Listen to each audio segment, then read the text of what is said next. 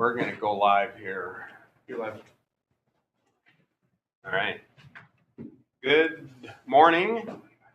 February 15th. This is our regular commissioner meeting, and I will call it to order at 10:37.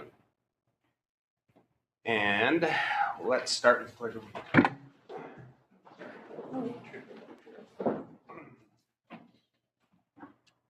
pledge allegiance to the flag of the United States of America and to the republic for which it stands, one nation, under God, indivisible, with liberty and justice for all.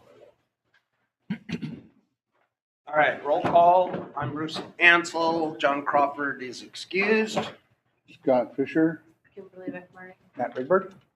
Jason Vanderveen. Cole Nielsen. All right. Public comment, anything?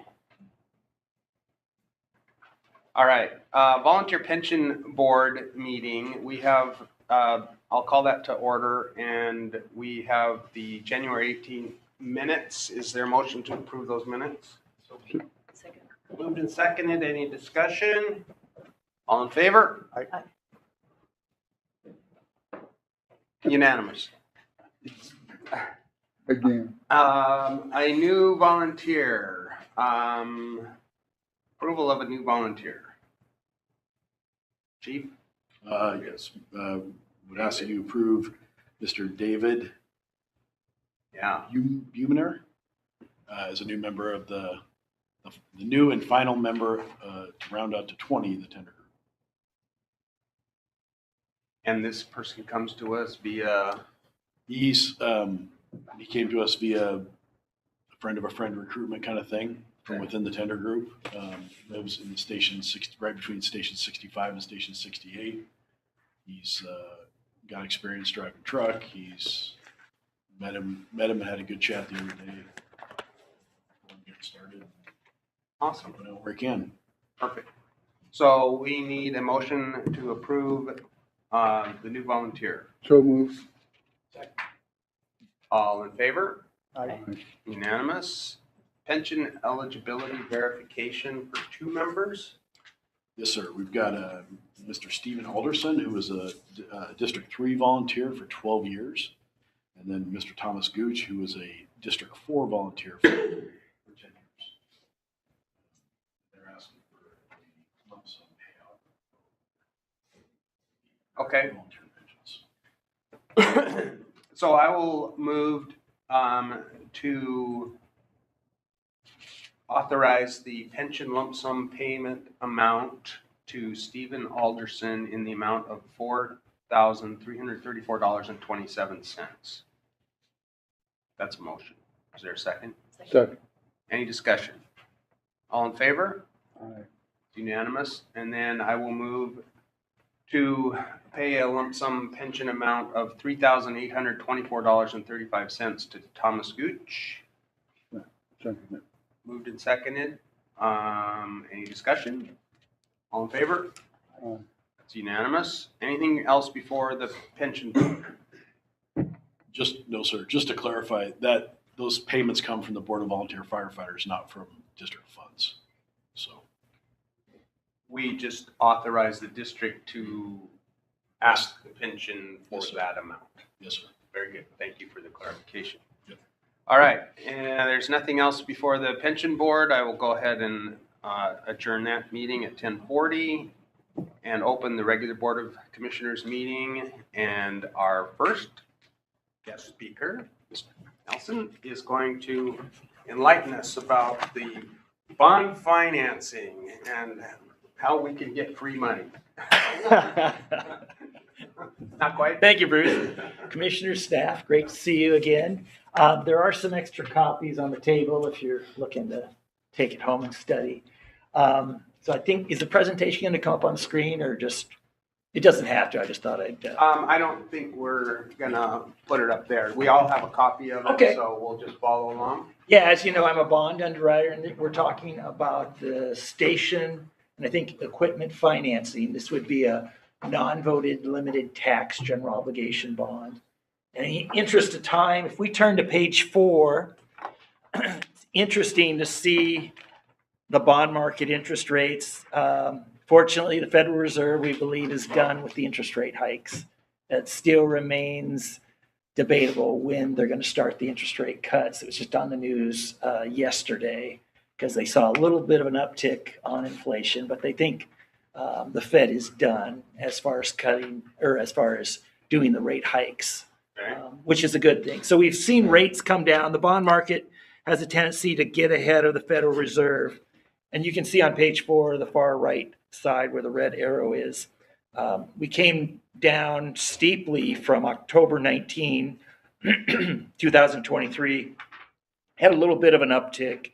And some of this is just the market is still trying to decipher everything going on with inflation and everything else. So I think timing wise, it's very good for the district. If we turn to the next page, page 5, this really gets into the heart of the matter. So this shows estimated payments, left-hand side. This is funding $10 million. So you would receive $10 million in the construction fund net. And you can see that those first year, 2024, because by the time you get the money, say June 20th, July 1st, you're 7 months into the year. So that's why you're seeing something like just a little bit less than a 50% payment in 2024, 2025 to 2043, then you can see the annual payments. So for 10 million, that's right around 750 to 753,000 a year. If you decided to fund a construction fund deposit of 12 million, then first year payment 403,000. Thereafter, about 902,000 or so. And then if you decide to fund 15 million, first year's payment 500,000. Thereafter, it's about 1,126,000 a year. Estimated net borrowing costs with fees and everything is about just over 4%, 4.01% to be exact. And that's based on current market conditions. And that assumes a rating grade of AA minus. So that still remains to be seen. But we think that's certainly in line. South Whatcom Fire Authority is rated AA minus. Whatcom County Fire District number 7 is rated AA. So I think to assume that you'll be somewhere in the AA range is very reasonable. And those ratings are based on what sort of analysis? It's a great question. We'll turn to a great segue. We'll turn to page 6. Wow, we didn't even practice. So the 4 key factors looking at your economy, debt, financial performance, and management. On the economy, it's top 10 taxpayers, top 10 major employers, per capita income, average home values, assessed valuation growth. For debt, it's looking at how much you have outstanding, which is very little. And I got to double check this. Oh, no debt. Yeah. And then this issue going forward, and then the rating analysts will ask if you have any other plans for debt after this within the next 5 years. Financial performance looks at the last 5 years of the revenue and expenses and paying particular attention to what we call unrestricted cash. So that's your ending fund cash balance plus any other what are considered unrestricted funds. So like a capital improvement fund. While we're on that subject, we're going to come back to page 6, but if you turn to page 9,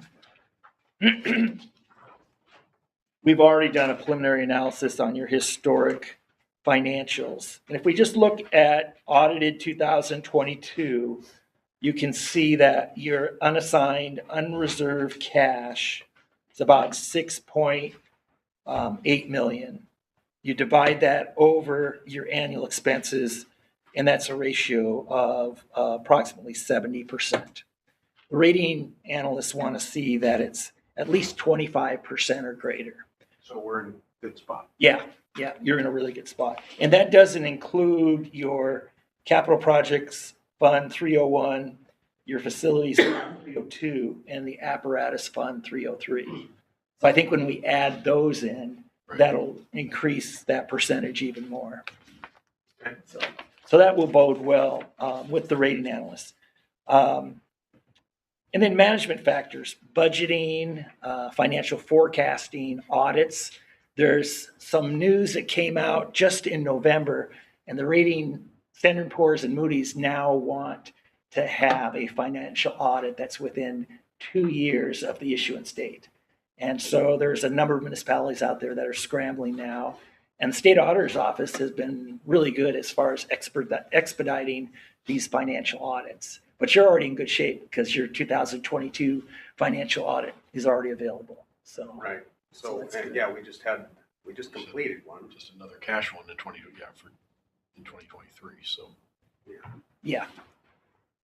But those are the key factors, and then we coach and prepare staff for that. And it's a pretty interesting process. The higher the rating grade, the lower the interest cost. And it's an independent national rating agency, Standard & Poor's. And then afterwards, we'd help you with a press release on that. Because basically, it's an independent national rating agency affirming how well you manage your resources.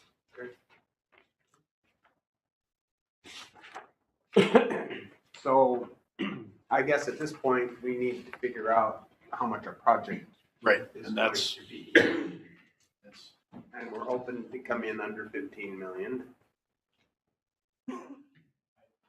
we talked about 3 possible scenarios, you know, how many scenarios do we want to do? And those seemed like responsible numbers. Looking at what other projects are happening here in Western Washington and, you know, I would say north of Snohomish County, south of Pierce County, kind of looking at, you know, comparable areas. So those were numbers that we thought would be appropriate to look at, the 10, 12, and 15 million. I'm not endorsing a $15 million station by any stretch of the means. I just wanted us to have the numbers for And to, you know, to do the right thing the first time. if we're looking at this, are we specifically just trying to do the station, or are you trying to include any apparatus? No apparatus in this. Okay. All right, so this is a station Station. project only. The station, and will this include relocating the shop to a different? Gotcha. to a different property, Right. so that we can build an appropriate shop that's not required to be built like a fire station, Right.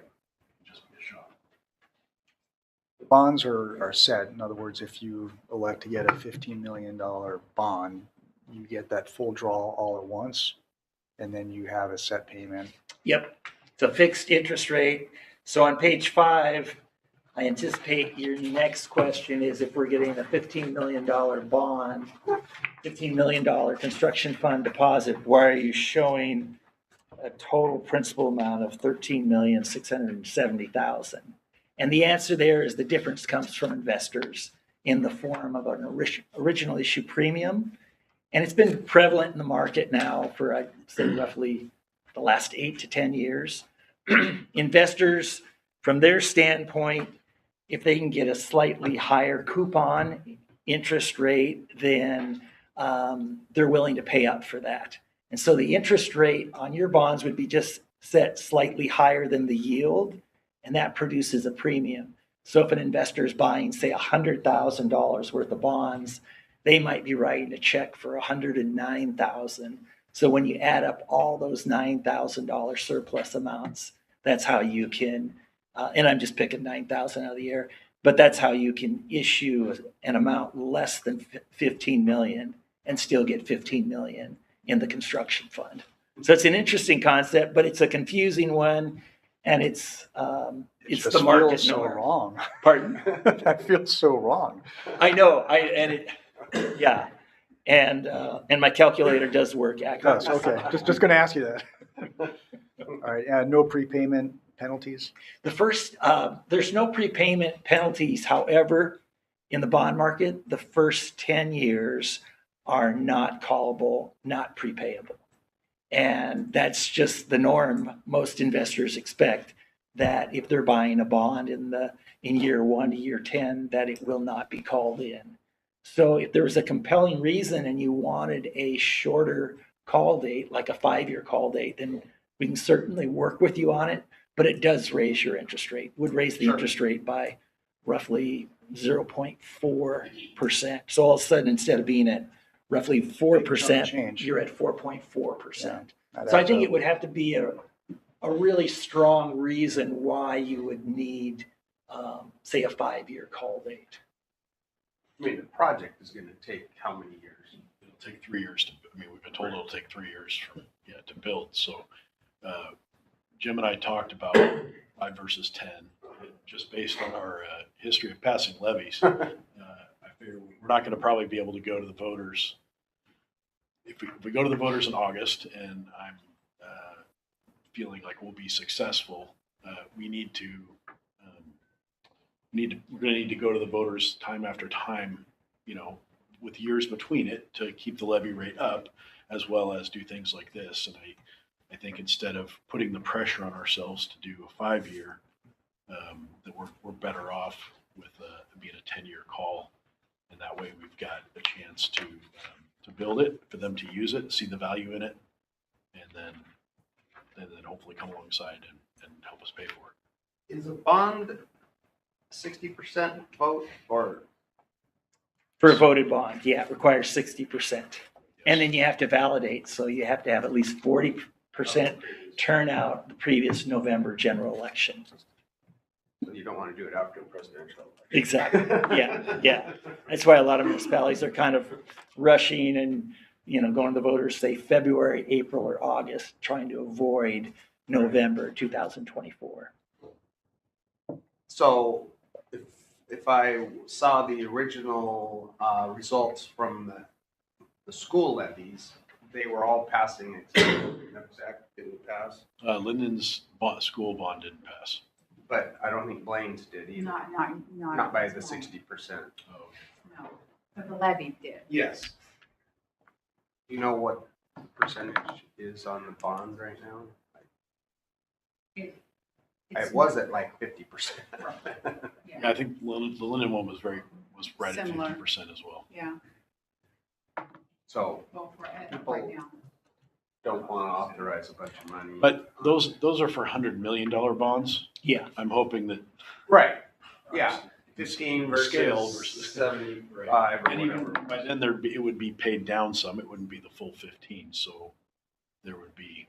if you wanted to refinance that bond, say in year 10 so you're issuing a non-voted bond, and maybe, let's say, you go to the voters in 10 years, you could refinance that non-voted bond into a voted bond.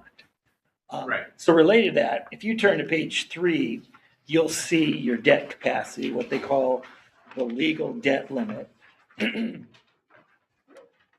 And you have, of course, no outstanding debt. So your non-voted debt capacity is 34.3 million.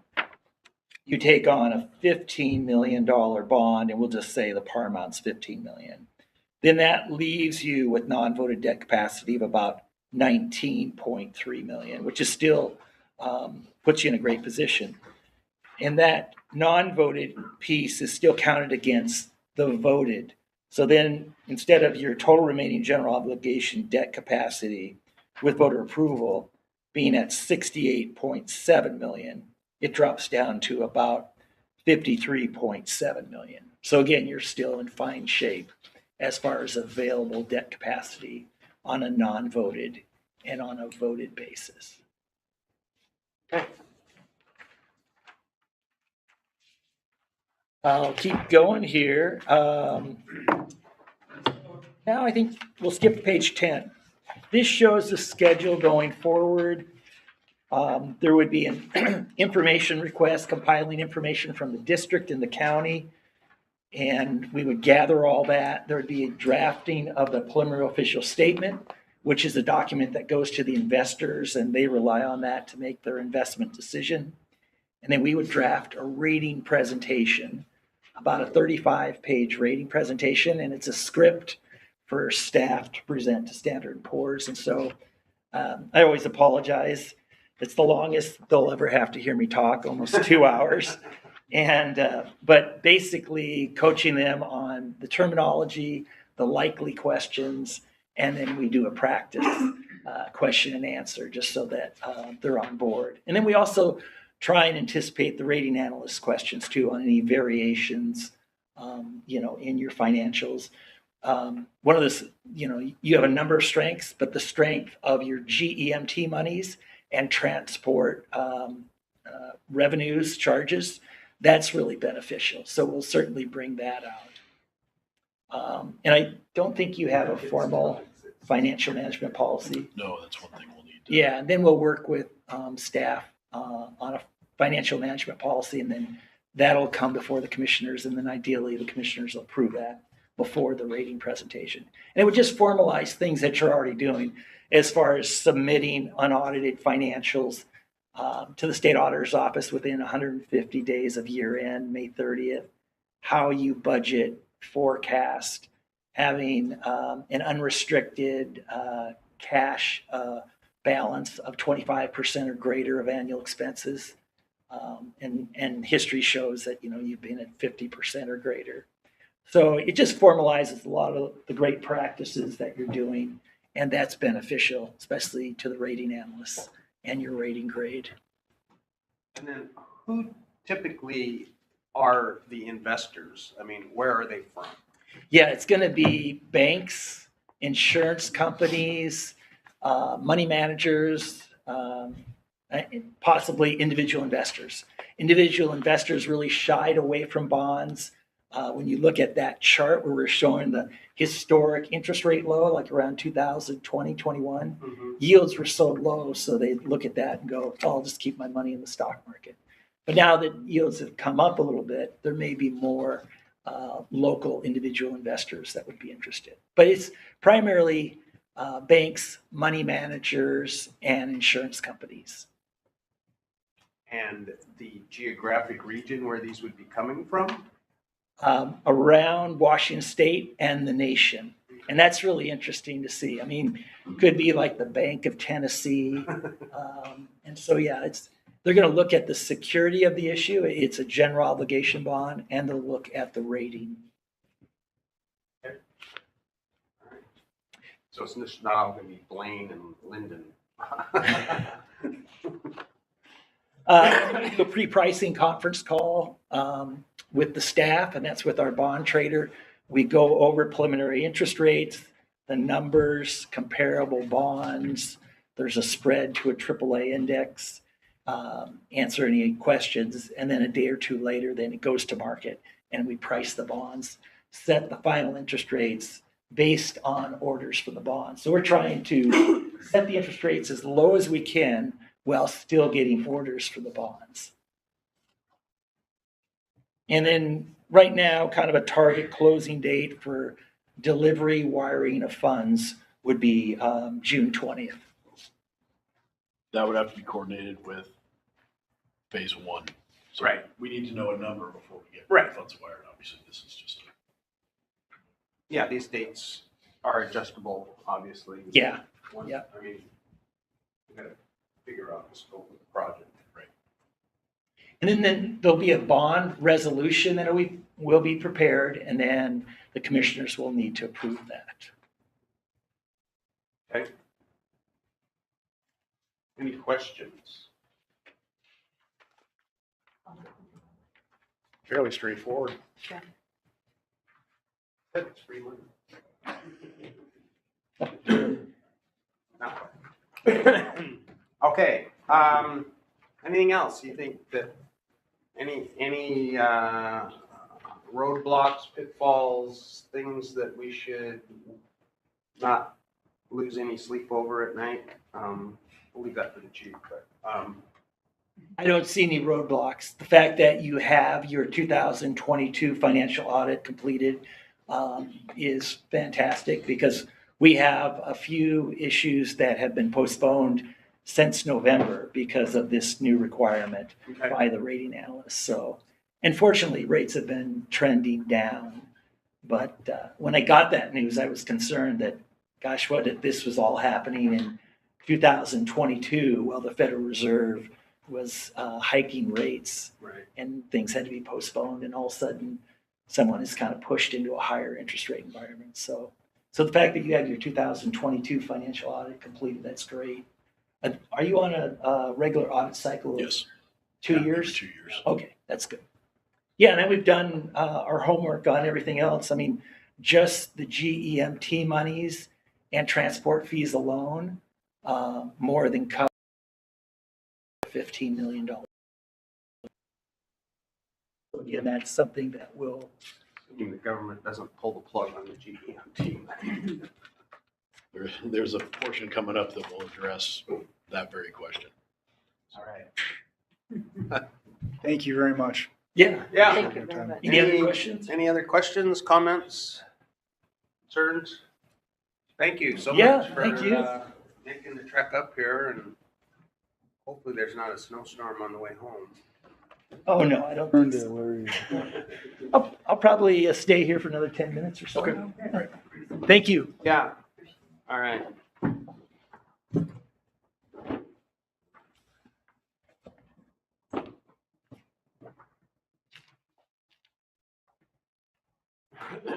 All right, the next item is the approval of the consent agenda, which includes the meeting minutes from January 18th, the staff reports, and the financial reports. The revenue for December, $117,583.87. Expenditures for February, $861,224.49. The voucher payroll and benefits, direct deposit payroll, $392,083.20. Payroll taxes, $89,609.96. Benefits voucher, $242,020.27. Monthly expenditure voucher, $108,018.20. Capital projects, facilities, $29,408.86. Is there a motion to approve the consent agenda? So, second. Moved and seconded. Is there discussion?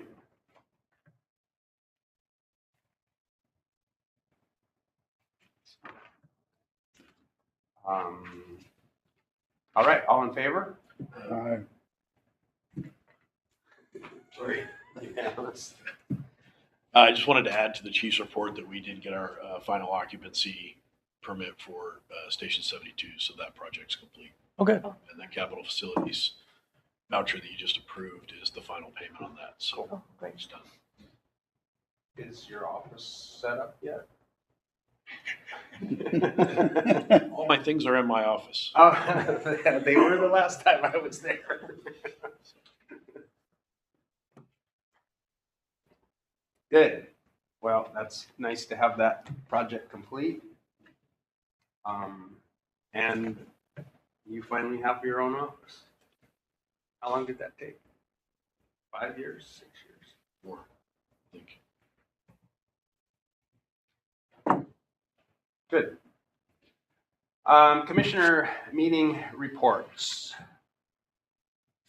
Anyone? Yes, no? Mine start next month. That's right. You're in the hot seat I am for in the hot seat. the Whatcom County. And, anything from the council? Yeah, they received a $9 million grant for the BNSF Bell Road separation. Okay, to And- start the study. Yeah, very much in the preliminary phase. And then they're cutting off the intersection at Pocket Park. There used to be driveways there. They're gonna cut that off. And close those roads. Oh, yeah. I have a picture. At the end of Martin Street. Yeah, at the end of Martin.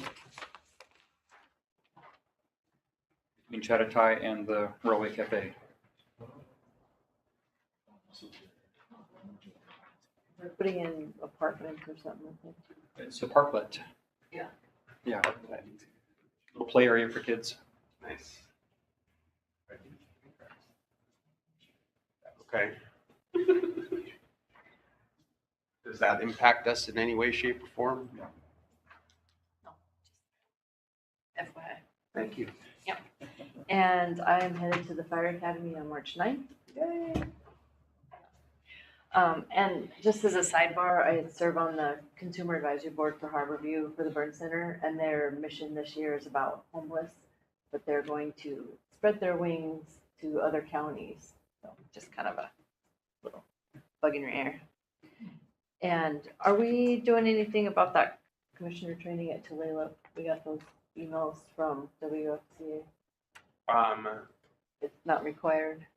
Okay. It's not No, required. but if anyone is interested, There's certainly funds to, Okay. set aside for you guys to go. Matt, if there were any topics that would be beneficial for Matt. I would have to look at the dates again. It's only one day, the 23rd of March. It's a Saturday at the Tulalip. Is that I'll a have to look at it. SNR sponsored I event? believe so. And we all attended. Did we have to get some sort of document? I don't think we have requested those for our training with Richard Davis on the Open Public Meetings Act. You should have, yeah, we should have. Did you go to that? Of course. Then yeah, we should have something in there, so we can document it in your personnel file. I think, Track of it. well, can you check with Richard Davis? I think he had templates and we could have requested them and I don't. Just to make sure, you attended online, right? Mhm. Yeah. Did you as well? Have you had that training, Scott?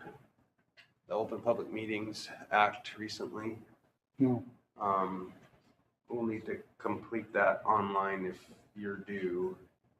But I don't remember getting any sort of documentation that we completed that. I know that that's a requirement, so. Commissioner meeting, okay, anything else?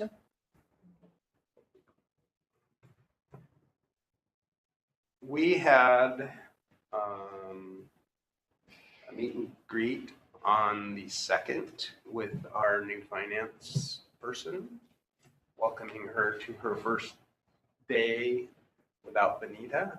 And that was very informative, and I think she's going to do a great job.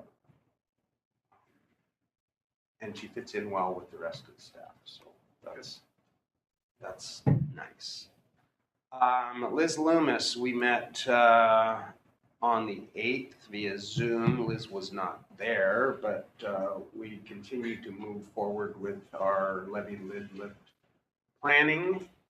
I think we're getting ready for a video shoot.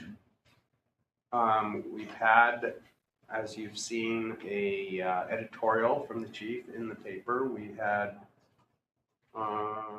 is there other news releases that are pending right now? We're waiting for that portion that comes later in the meeting, so we'll. Right, Yeah. so. They need a levy rate in order to.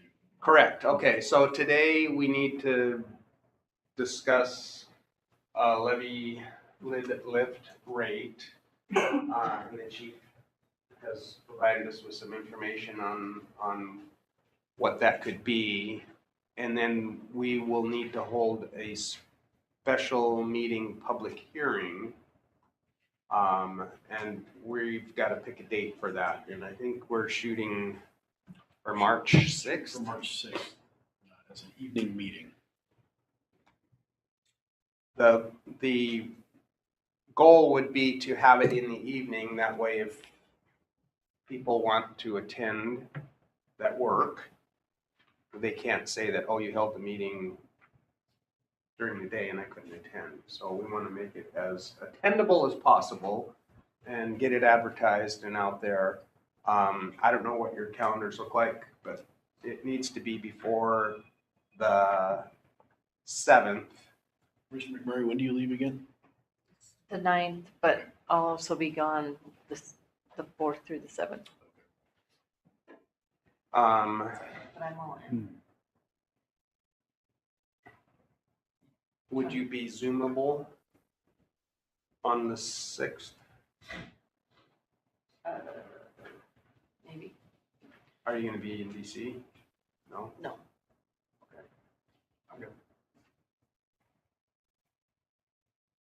What time did you say, 6 o'clock? It's, it would have to be an evening meeting, so, I don't know, 6:37, probably 7 7 o'clock. o'clock is kind of a natural time for something like that, so.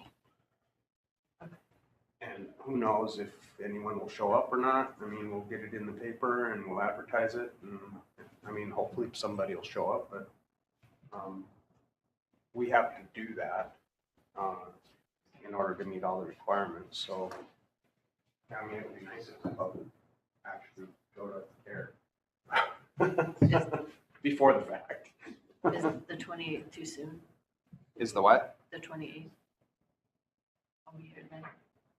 Or I can Zoom on the 6th. It just has to happen before the 7th, correct? Because that's our next planning session with Liz Loomis and them, and we need to get the numbers to them so that they can plug them in so that they can get them out and finish our planning process and public information. So we can talk about it later. So yeah, figure it out. I think that's it. We have coming up a meeting with the Simiamu homeowners residential SRA. What do you call yourselves? Semiano SRA.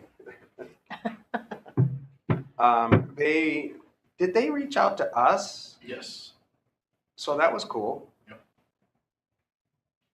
Asking for information about the levy lift and want to know that. It's seen some of the paper, some of the articles in the paper.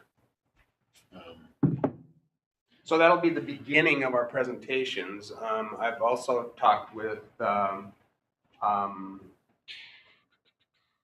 the director for the Blaine Senior Center. He's also on the Blaine Chamber.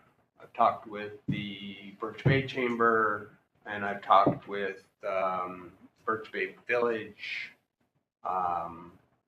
David Franklin, he's the new manager there, and they are all supportive and want to help us out with public outreach. So I think we're getting the message out way better this time. And part of that is because we can actually see and touch and talk to people in person. So, I have a long list of local people too. okay. We'll need to, as soon as Yes, Commissioner, I must give Commissioner McMurray credit. She does have a list of people that on the east side as well. So she's been. And are those people that we can send packets of information to ahead of time so that, like, if Liz Loomis has a 1 or 2 page thing that you can, boom, hit all these people and get them all fired up? Excellent. All right. Local 106. Thanks. Yeah, I'll add to the levy thing. So Chris and I have had 2 meetings now with the big IFF. They have a campaign manager for this type of levy lifts. So we just had our second Zoom meeting the other night. So we have a campaign manager. So we're trying to coordinate everything with what the messaging is. So we're doing it correctly, but it's we're already getting ahead of the game, which is nice. Hired 5, I think in March. We have a couple of promotionals this year, one coming up in a couple months. Then hopefully we'll finalize the battalion stuff to get a promotional going sooner than later. And then one more promotional on the end of the year. I think that's it. So we're just trying to get ahead of the levy now and get people on board and do it the right way. So the IAFF's involvement will be what? So we have a campaign manager for Local 106. So they're from the IFF and they're going to help with messaging, mailers, all that stuff, getting people involved. What else was there? Yeah, Facebook pages and YouTube videos and all that stuff. yeah, so we'll interlace as best we can and work with the department's message and then push it out from the firefighter side as well.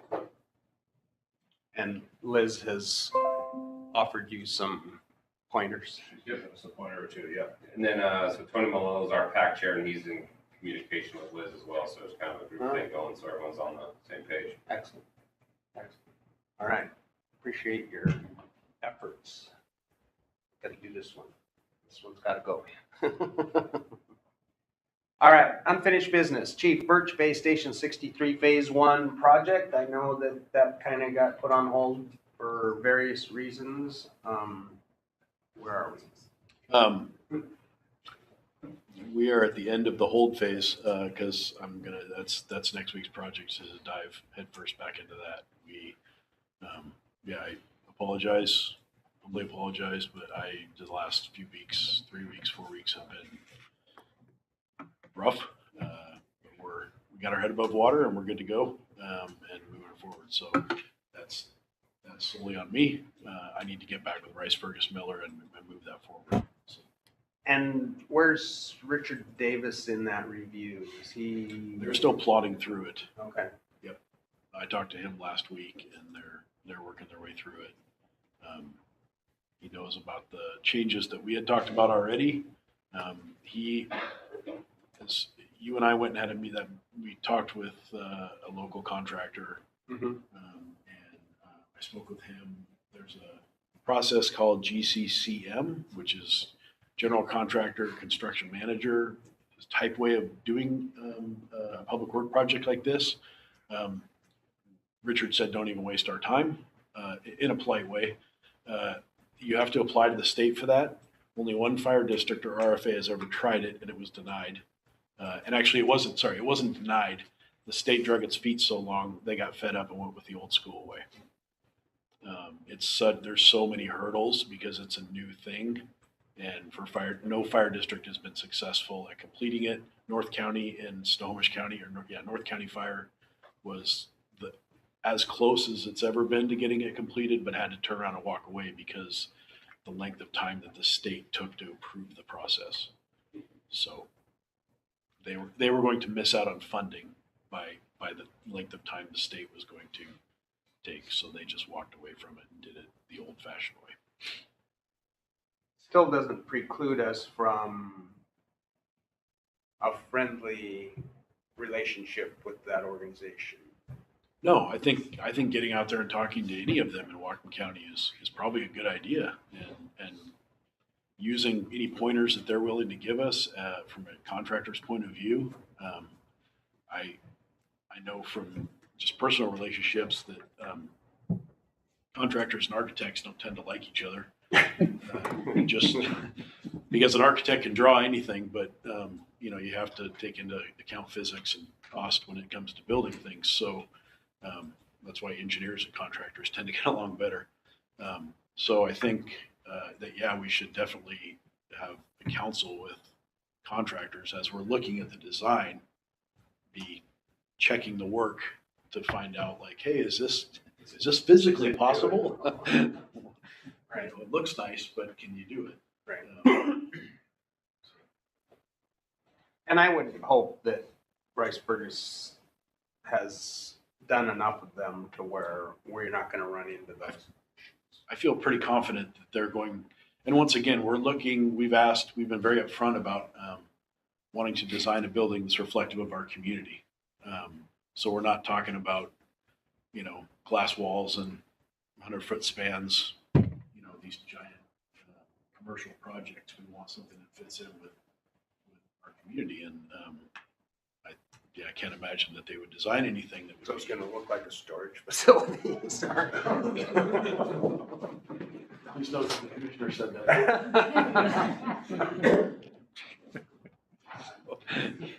Our closest neighbor.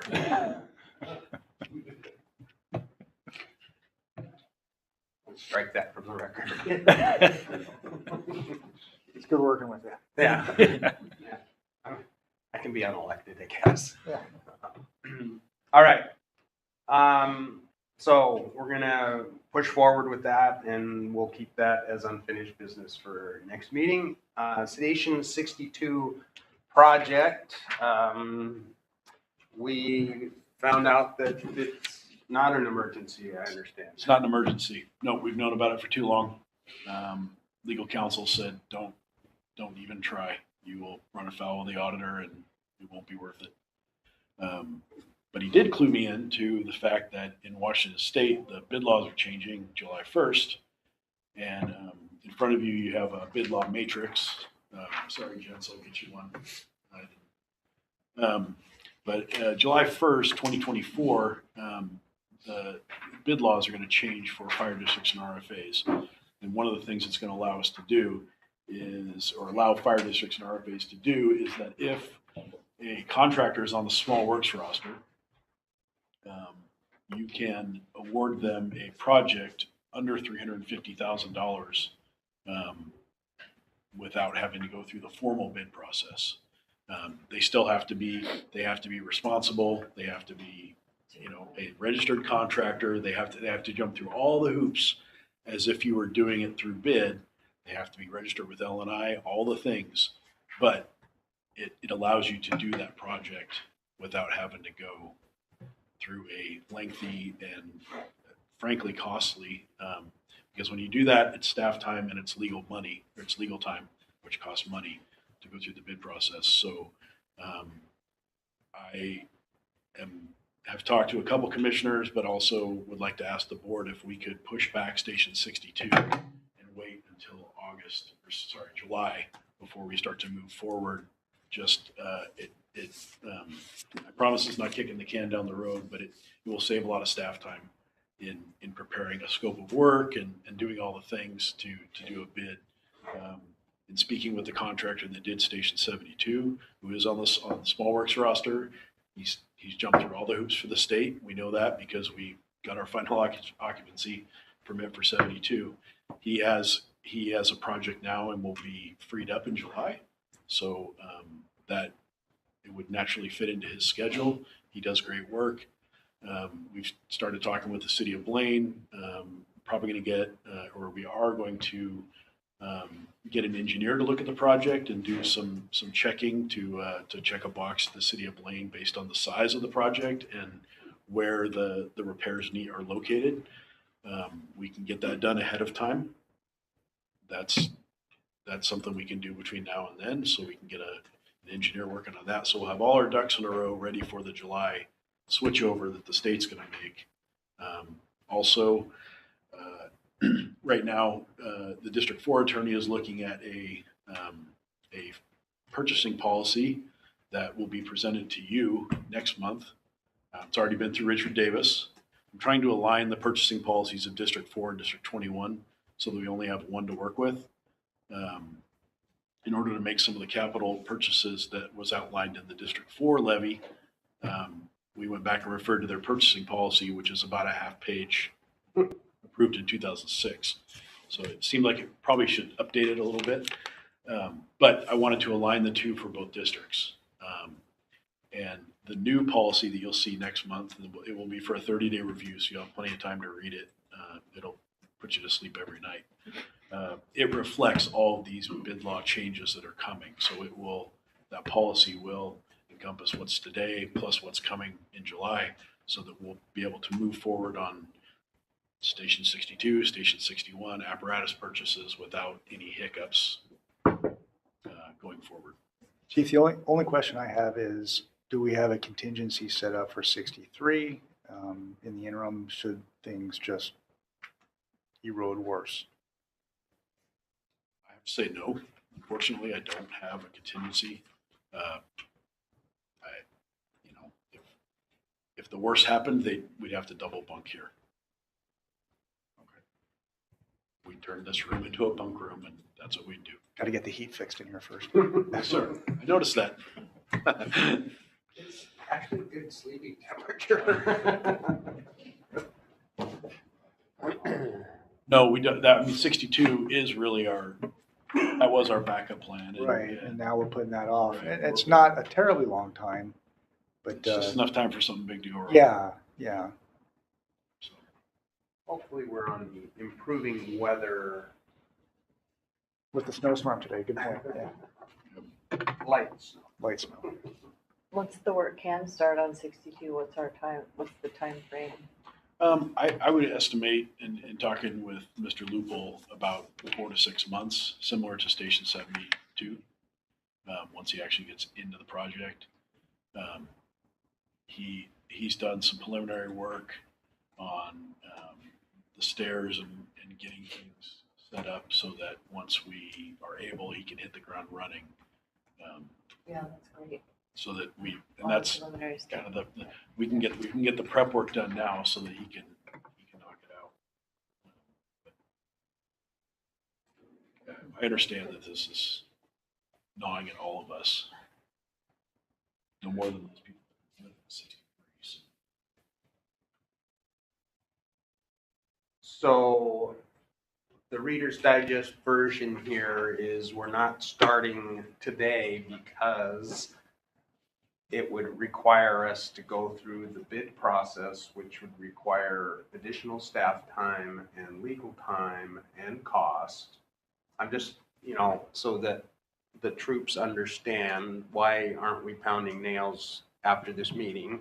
That there are economic and workload issues, especially in our small administrative staff capacity that we currently have, that everything would line up much better July 1 if we postpone, both financially, physically, everything else. Yes, sir. Any questions? And I mean, with all that, I hope that our personnel understand that we are trying to do everything in our power to mitigate the Station 63 issue and get the Simiyamu community involved with a staffed station that actually is going to hold up to a big storm next time. And that we appreciate their ability to continue to work in that environment. Sorry, I've hated that station from the day I first saw it, back in 2009. So it is due, and we're going to do everything in our power to hopefully rebuild on that site if all of the geotechnical stuff comes back favorable. Thank you for your patience. Thank you for continuing to bear with us, but we really are trying. And the bond, there's just so many pieces. Right. And thank you, Jim Nelson, for being in our court here and helping us figure out how to fund something like that in a quicker and more reasonable fashion. And affordable. Well, thank you. I'm glad I stayed for a few minutes after, because another selling point to the rating agencies is that I didn't realize you're going out for a levy lid lift. So that's a credit positive. The rating analysts want to hear that. Okay. And there was a couple others. So yeah, this is all great information. Excellent. All right. Well, appreciate you hanging out. All right, so that takes care of the 62 project. I guess we'll just leave that on the burner as updates come forward. Fire Commissioner Declaration of Protest. We saw this topic last month. We were going to revisit it this month. Anybody have any thoughts, ideas? I don't know if the commissioners sent this off to the council. Some individual districts have. Okay. So the message has been sent. I guess the question is what do we want to do, if anything? Yeah, absolutely. That's what I'm looking at. I thought it was very well written, and Mhm. it's good. And I feel like we need to add a line of asking for them to confirm receipt that all of their council members received it and read it, or someone needs to read it aloud at their next meeting, which is the 20th. To put it on record, they need to know, instead of just, oh yeah, we received a letter from the commissioners and let it pass at that. It's strong. That would be up to Matt, since he's our new representative on the Whatcom County Fire Commissioners. In March, I thought it was. I'm not the voice of the Right. council or the committee. I mean, I think my opinion was maybe just a little different than the rest of my peers. I don't have a problem voicing the opposition. My concern is, how does that make us look in a very important season? Clearly, we'd be standing up for something that we felt was appropriate, but we have some challenges coming up that we need to make sure we're selling ourselves appropriately to the community. So I didn't know, maybe that's a question for Liz, to see what the thoughts are there. Negative for us instead of a positive. We sent her this declaration and it came back totally edited. I don't know if, I'm not quite sure where she went with it. I was hoping to be able to talk to her last meeting, but. And with that being the case, Bruce, I mean, that would be suggestive of she's not really supportive of it in its current form. I would say that would be. So I just want to make sure that we're doing the appropriate thing, selling our partnership to the community, and thinking of this letter from a 10,000 foot level instead of the ground level right now, because I do think it could cause us some harm in the way the community views us. Excuse me. And there was a article in the Cascadia News that covered it. So odd comment Bird made. Which one? Uh, Oh,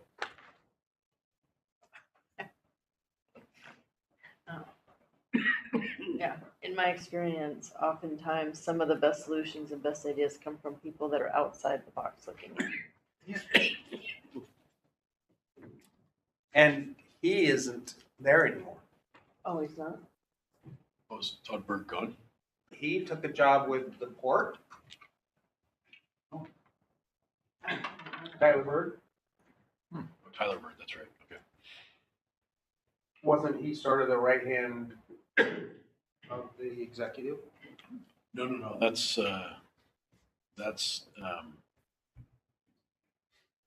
similar name, but different guy. Tyler Bird is council person. Tyler Bird. I'll go out on a limb and say he's not a super big fan of the fire service. Oh, okay. I think you could, maybe these guys can confirm or deny that. But Okay, no, I'm thinking of the executive's assistant. assistant county executive. Yeah, what is his name? Anyway, he took a job with the port, I think. And he seemed to be a pretty knowledgeable guy. Anyway, all right. So what do we want to do? I would still suggest getting some guidance from Liz. We put a lot of our faith in her. I can send you her email. You can reach out to her. She'll give you a call. Sure. Good. He's really good, Tyler Schroeder. Tyler Schroeder. Thank you. Thank you. He is no longer with, or he was gonna stay through March maybe, and then he's gone. Okay. That's a big loss. Yeah, it is. Just so you know, the fire chiefs are having the 2 new council people come to our meeting next week. And we as an association, the fire chiefs have said that personal interactions are probably going to serve us better than paper. That was just our thought.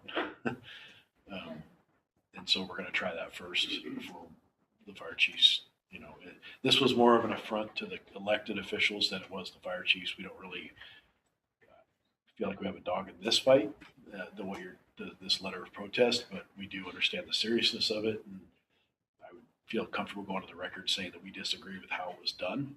And we're going to try to change that through having them know us and know our issues, as opposed to just being this faceless entity out here.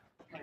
So I think it's stirred enough conversation, especially since it got in the newspaper, that maybe it wasn't handled the best way.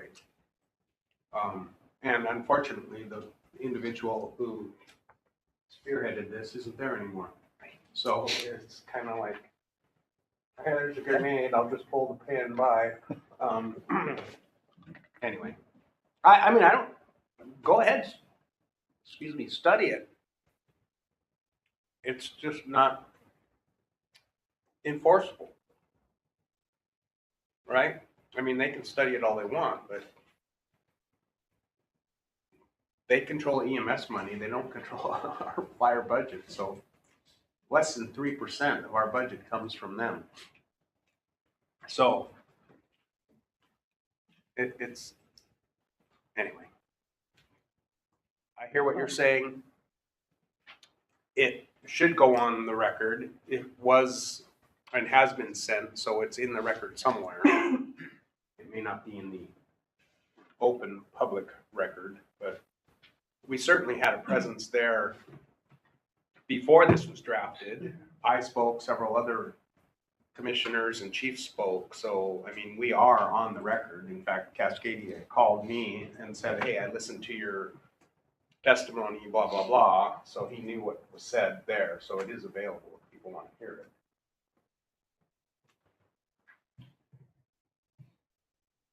it. Well, I feel like it communicates we want to be good stewards of the community's monies. Yeah. As well. It does. Yeah, And that consolidating is not a money saver. It's just reorganizing. I'll reach out to Liz if you get me that contact information. I'll have a chat with her and see what guidance she wants. And the next Whatcom County meeting is when? March, it's in March. So perhaps when you attend that, you can report back to us where it's at. Okay? Excellent. You good with that? All right. Any other unfinished business? New business is levy lid lift public hearing. So we kind of touched on this. We need to talk about a levy rate. And I guess that would be new business. yes, so I wrote a simple 2-page kind of data sheet of where we're at today and where would recommend to the board we go in order to bolster tax revenue. I won't go through it line by line. I will explain each section, and then if you'd like to ask questions, I'm happy to answer. This is under other Yes. proposed levy rate.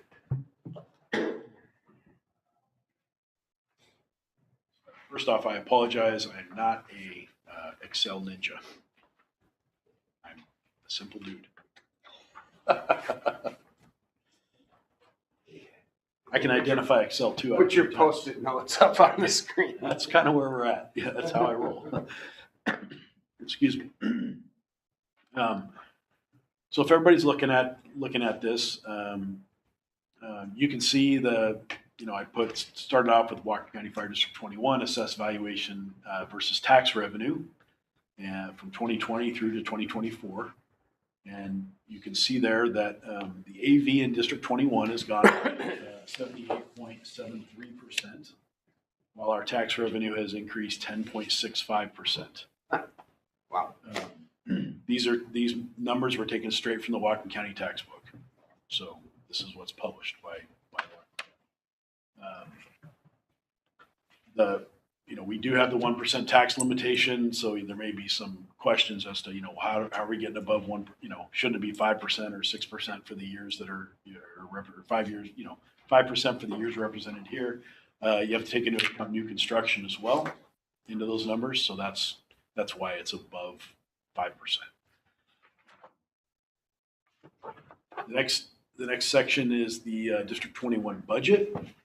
This is the overall budget. So this is the budget from all sources. Tax revenue, transports, District 4, which is why I threw District 4's contribution in there. So you can see, I didn't do the math and break it down for you, but you can see that the District 4 contribution is actually, it's a sizable sum when it comes to the District 21 overall budget. It's a quarter, right? It's a quarter of the operational budget. And between 2021 and 2024, the annual budget increased almost 10%, so 9.93%. Can I ask? Yes. What happened between 2021 and 2022? Capital expenditures. We didn't do as many capital expenditures in 2022. So,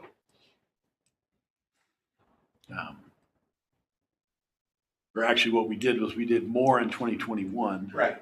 We did more in 2021, which if I would have put 2020 in there, it would have been in the Gotcha. $8.9 million range. All right. So we did a bunch in 2021 and then dropped off in 2023 was sorry guys, first year of the new contract. So that's why you see the increase there. So I got to get my barbs in where I can. Well deserved. So then I just went ahead and threw a small CPI or inflation rates. We can see the big rise in 2022, which we all dealt with, or we all knew about. 2023, apologize for not sticking 2024. I don't have 2024 yet, so I guess I can't put it in there. Then I just put the RCW in there that the fire districts may levy $1.50 per 1,000 of AV with voter approval. So that is the max fire levy that any district can ask its voters to approve. I am recommending, after talking with Commissioner Ansel and Liz and looking at budget trends and our AV and increase in AV, that we propose a $1.10 levy rate to the voters in August. So the numbers, what I did underneath here is I took the 2024 AV and I added a very conservative amount. I know this hasn't followed the trend, but it's got to flip at some time. We must have catched up. At some point we have caught up. And I know from reading what the auditor's written, that she feels very strongly that Whatcom County was very, very far behind, that the previous assessor had almost done a disservice to the county by not raising AV along with the market rate. She has come in and corrected that, right, wrong, or indifferent. I'm not the assessor. She has corrected that. I assume at some point that correction is going to stop and it will return to somewhat normal rises in AV, which is why I put it 8%. I just used what traditionally, if you're looking at a strong investment, you count an 8% rate of return. So that's why I used 8%. So that the $9,889,000,000 is would be what I would estimate the 2025 AV to be. And then next line shows that AV divided by 1,000 times $1.10 equals $10,978,884 and some cents in a fire tax levy. So that would be the estimated tax revenue for 2025, that $10 million.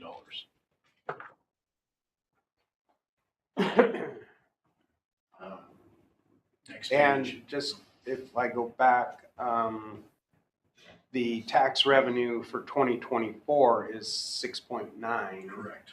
So you would be going from 6.9 to 10.8. Correct. And I get to that on page 2, the justification for that on page 2. Just for clarification, when we talk about proposed levy rate, there's nothing in here that, am I missing, that says what our current levy rate is? No, that's a good point. Current levy rate is 76 cents. It's on the next page. Page 2. Reading ahead. Just saying.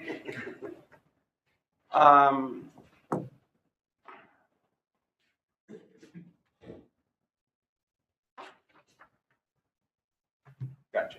All right.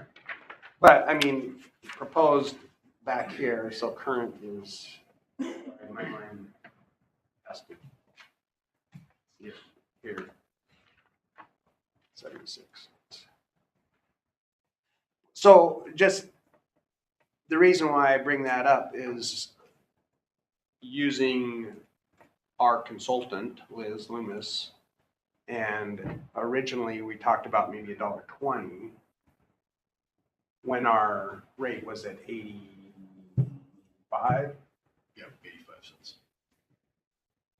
What the voters are going to see is how much is the increase, right? I mean, we could ask for $1.50 and they're all going to go like, well, that's twice what it is now. And they're going to say, no way. Are we going to prove that? And Liz's experience is you gotta keep it within a reasonable increased number. We've been at a disadvantage in our district because for the last 20 years, voters have never seen a levy lid lift except the two that failed during post-COVID. So they don't know what it is. Like school levies, they come out how often? Seems like every year. And people know they're coming. I mean, fire in our community, people are like, why is there a fire levy lid lift? We've never seen one of these. Half the people that live here have probably never seen a levy lid lift, and they don't even know what it's about.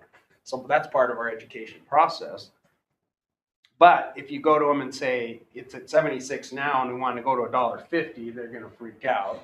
And so the mindset that we have to move forward with is, in my opinion, voters need to expect a levy lid lift every about 4 or 5 years in order for us to continue operating with the 1% limitation. Now, if the legislature would do their job and pass either the Senate or House bill that would at least allow us to go to 3%, that would help. But I'm not sure where those are. I think they were still alive. They're still alive.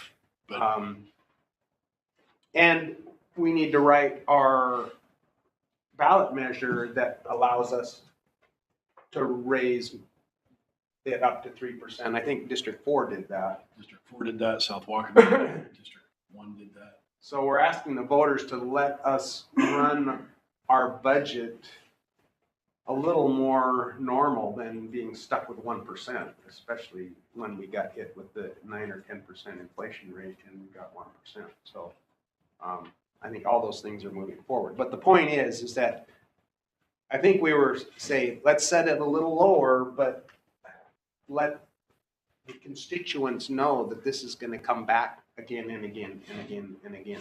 That's how we fund the fire districts. And until we change the method of funding, that's the way it's got to be. Does the 1.1 allow us to get what we need? Yes. Everything. It's a starting point to what Commissioner Ansel just said. It's a starting point to building a solid source of revenue, along with other tax revenue, along with other sources of revenue, and it allows us to make those begin to make those incremental improvements and get things on a schedule, such as apparatus replacement, big station projects, those kind of things. It allows us to do that as well as retain our people.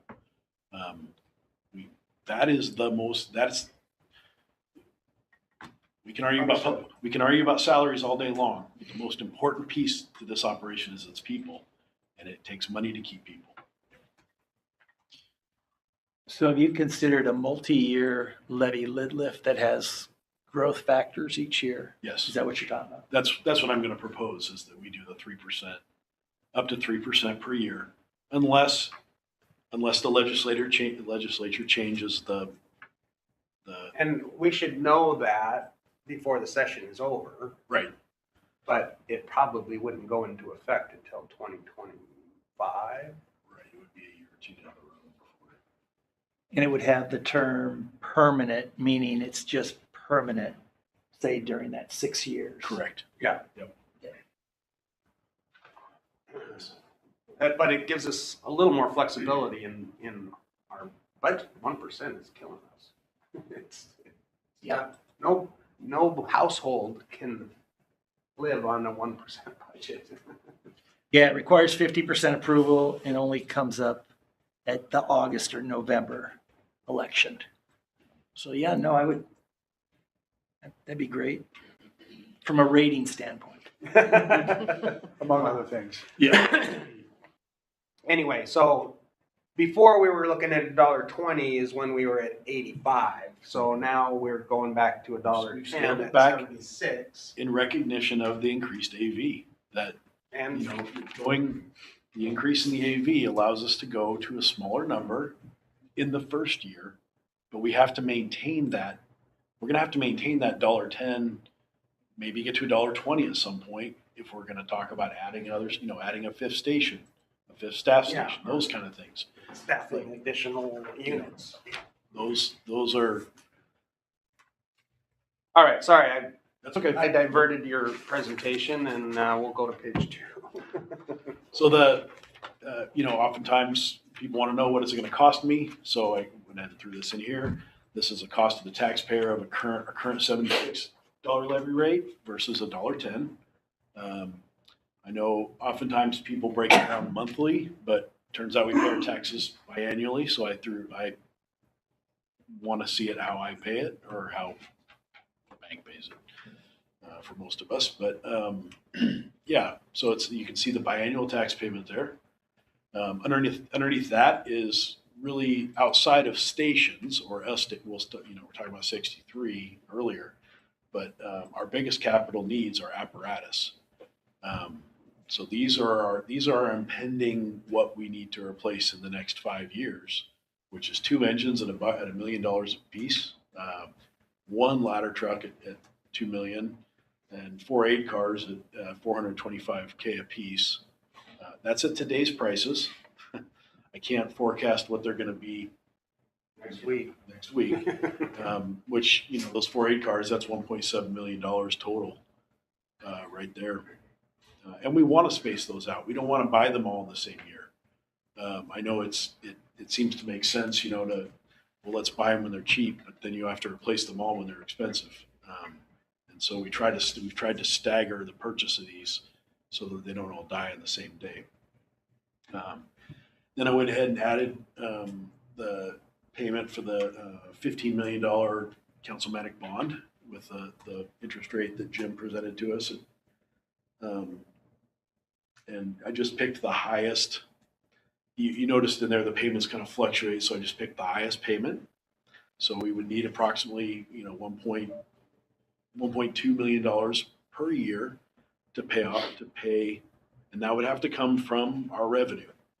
Remember, we're not going to the voters until 10 years. So that 1.5 million has to come out of our chunk of revenue every year.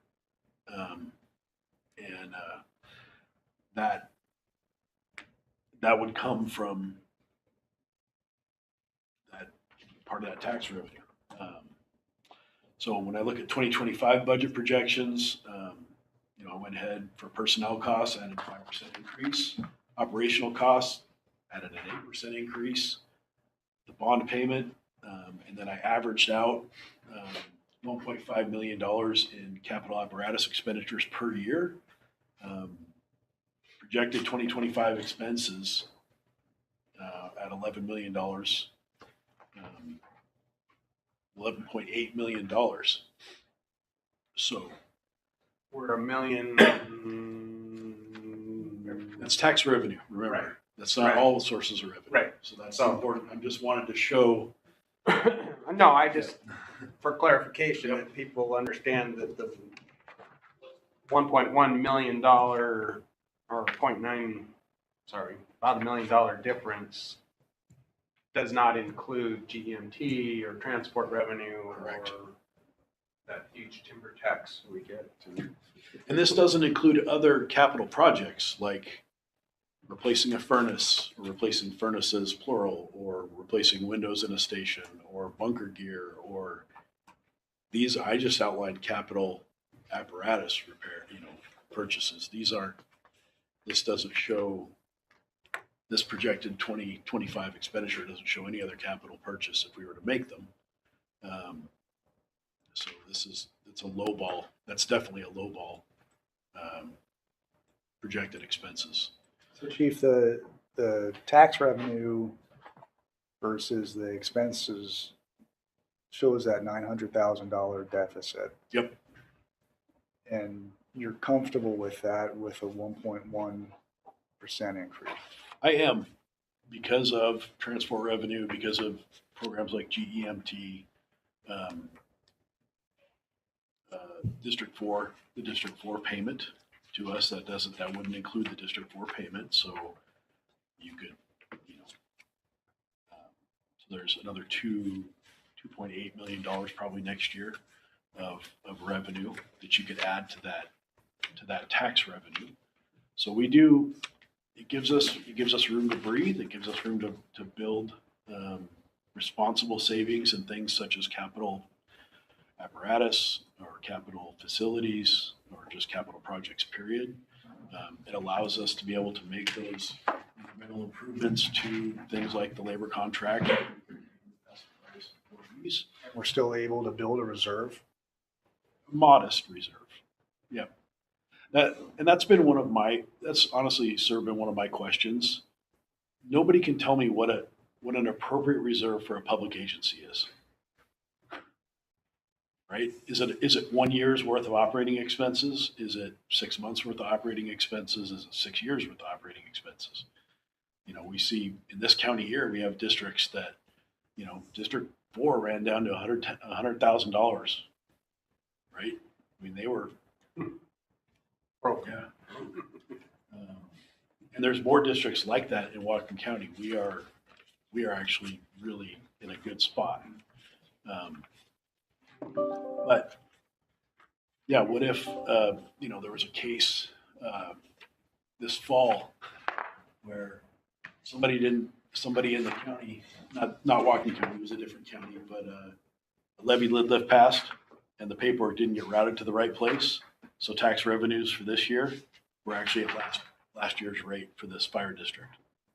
So just to clarify, they still got to pay their people. They've still got a contract. They've still got to make all the purchases, but they can't, because the right piece of paper didn't make it from one person's desk to the other person's desk.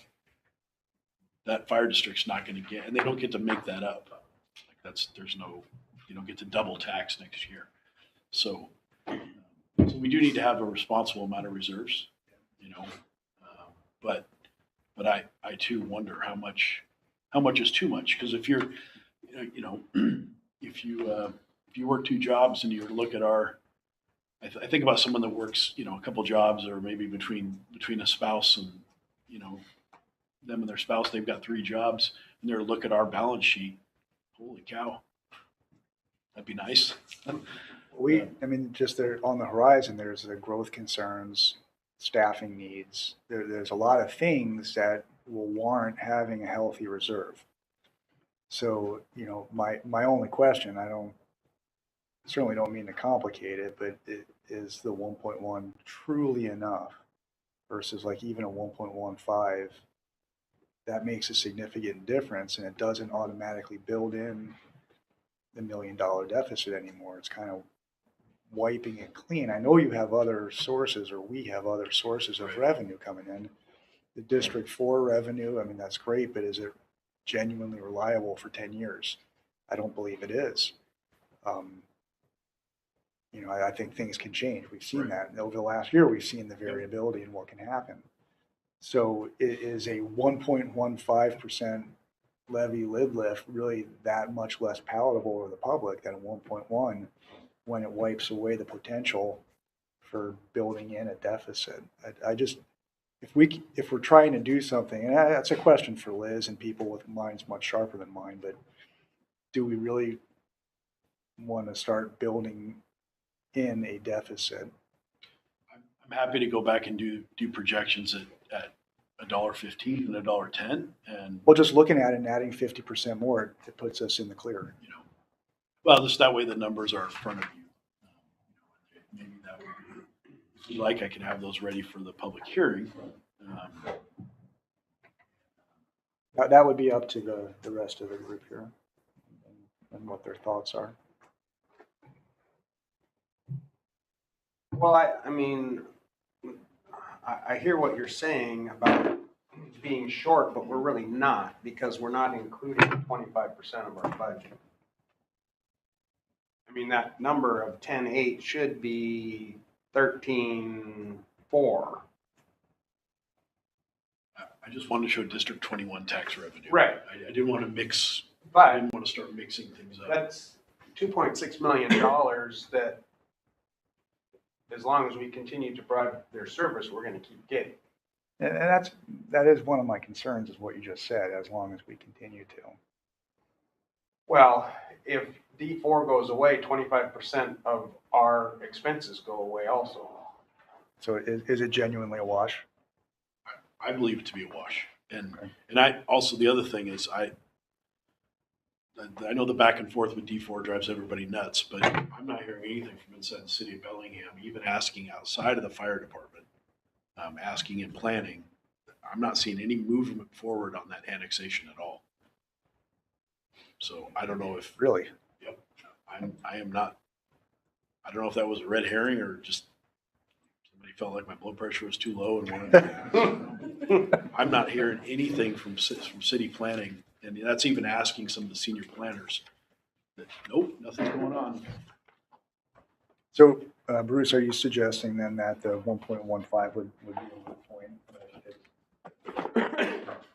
I think knowing that we will, Thanks. Jim, thank you very much for Yeah, staying thank you all. and listening and presenting. You're always a valued resource, and we look forward to working with you in hopefully the near future. Well, thank you. I'll be back for more discussions. All right. Take care. Drive safe. I think talking with Liz, I mean, she cringed at the $1.20 from the get-go. And since we did drop down to 76, going from 76 above $1.10, she feels pretty uncomfortable with. Okay. Along with the fact, which I spoke about earlier, is that we need to educate, train, build the muscle memory in our voters that this isn't just a once in every 20-year thing. In order for us to work effectively, we need to do this every 4 or 5 years. And just expect it. It's going to be there. If you want us to come to your house, we can call 911. I think most people do. They just don't realize that If there's a cost. if there is high confidence that, it's sustainable at the 1.1 for the short term, that our staff will be supported, that we can still project honest, healthy growth and maintain the projects, then of course 1.1 is fine. Good. I just want that assurance. I'll give you every assurance I have. I mean, it's projections. Understood. No, I know It is numbers projections. can be all over the place. Last time we tried to do $1.45, and that was in order to kind of fix everything. We were going to be able to buy the apparatus and fix up stations and do it all at $1.45, and the voters said no. It's kind of like, no, we don't want you to be healthy. So I guess I'm okay with this. It still shows fiscal responsibility. It shows that we're running like pretty close to the line on what we're doing, because I think most homeowners are doing the same thing. They're like, I don't have $1 million surplus in my checking account. I, run an annual budget and hopefully have enough money for Christmas the year's over. And for them to see us with, sorry, any extras, I think, in question that. I mean, I worry about them looking at our reserves because, we don't have a document that says fire district should have X amount of reserves. I think Bill Cushman? Well, he suggested Huge significantly higher Right. reserves. So, I mean, the only source I know of about reserves, we're way, way, way under what he suggested. And that's when we built the $1.45. That would have bumped our reserves up to what his recommendation were from his point of view. And he is still considered kind of the expert in the financing planning. But the public said no. So I would rather defend one that says we're going to be able to make this work rather than saying, and we're going to have all this extra money to sit in the pot in case something bad happens. I think we're going to have to say, look, if something bad happens, we're going to come back to you and say, something bad happened, we need more money. Okay. I think people are more likely to vote for that. Oh, it's an emergency. Well, why didn't you say so? Yeah, how much do you need? Versus, I don't want to pay you any more than you absolutely need. That's my sense of how voters vote in some arenas. We take a comment. I will entertain a comment. I just feel that the lowest number we can put in front of the voters to make us successful is going to be the positive thing. Any little bit we raise is another hill we're going to have to climb, we're going to have to fight. So if we can make it happen with the lowest amount possible, that's going to benefit us. And then in another couple of years, we go back again. I think that's the best plan moving forward. I appreciate labor's input. Yes, and as long as that 1.1 is the lowest number We'll that. talk about that during contract negotiations. This isn't fluff. There's no fluff in this. This is. Oh, I can see that. This is getting it done. This is accomplishing the mission and being able, yeah. Okay. That's what this is. So, what do we need? I am just presenting this to you and asking, I'm presenting this to you. I guess the logical step now would be for you to schedule a public hearing if the board sees that $1.10 is a levy rate that we want to propose. And even if you don't, no. What I'm going to say is even if you don't think $1.10 is right, you need to have a public hearing, and then you can send me back to the drawing board if $1.10 is not the right number. Or ask me to do things, present you more information, different information at the public hearing. But the public should, if we're going to approve this levy rate, which we would do at the next meeting, we need to have a public hearing before that so that they can chime in. Okay, but for today, we need to have a position of the board saying that going into the public hearing, the Board of Commissioners is considering a levy lid lift of $1 up to $1.10 with the up to 3% inflator in future years. Yes.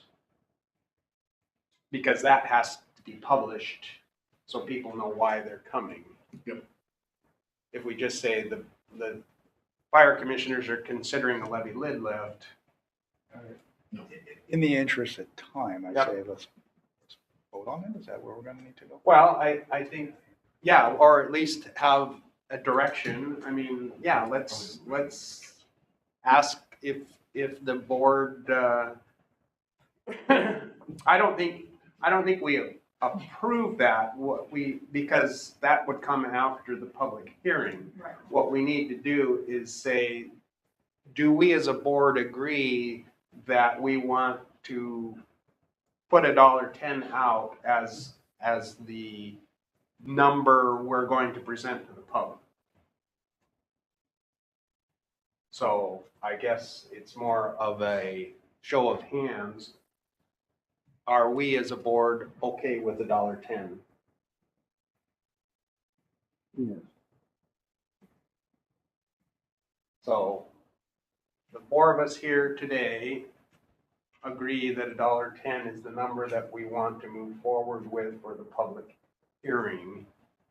And if there are significant questions or concerns by the public with that number, then we may have to reconsider that before we adopt the final resolution. And I believe the reason why March 7th now is coming back to my mind is that we have to file by the 13th. No, I can't. Anyway, but there's a filing deadline There is for the election, so part of the reason of pushing this and getting it out there is so that we can meet the Okay. ballot deadlines. Maybe it's May, I don't know. I can't remember this anymore. Okay, so we'll shoot for $1.10. And then we need to decide when our public hearing is going to be. Kimberly, you say that you're out of town. One of the things we need is just enough time for notification. So 28th is short.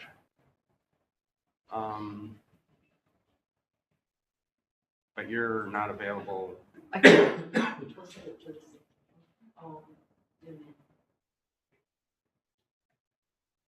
Are you good on the 6th at 7 p.m.? I am. March 6th, 7 p.m. Aaron. I should be available. Chief, that work? Yes, sir.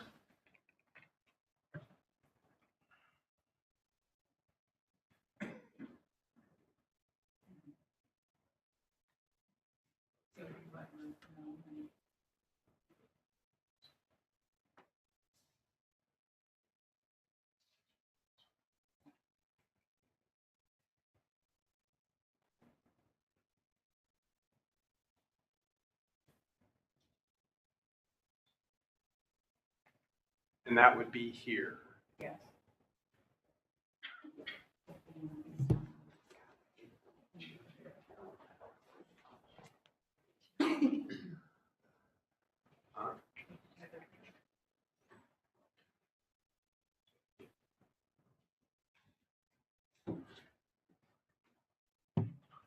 All right. Anything else under new business?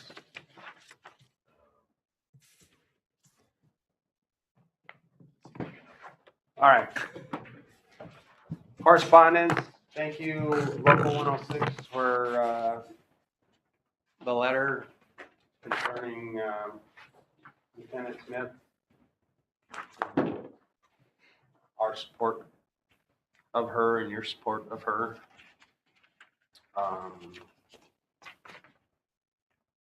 Letter to the editor from the chief, the Cascadia news article, and our regular publication. That was an interesting story on Bonita. All right, anything else? Next meeting is the 21st.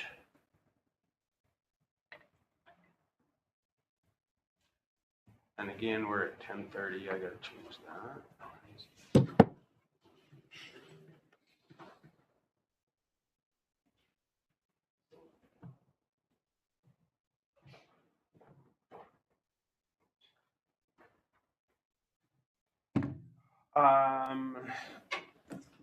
Everyone's good on the 21st? Agenda items, we are good.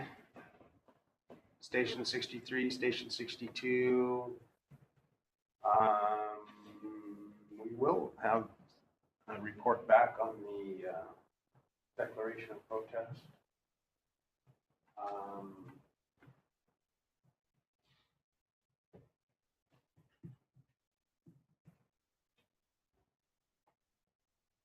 Levy lid lift, we still need anything on that? Yeah, we've got to adopt it. We've got to adopt You have to formally adopt it, yeah. Resolution. Resolution and all that, yeah. All right. And then I need a quick executive session, like 10 minutes max. Yeah, and then just, again, I need to leave at 12:30 to get to it.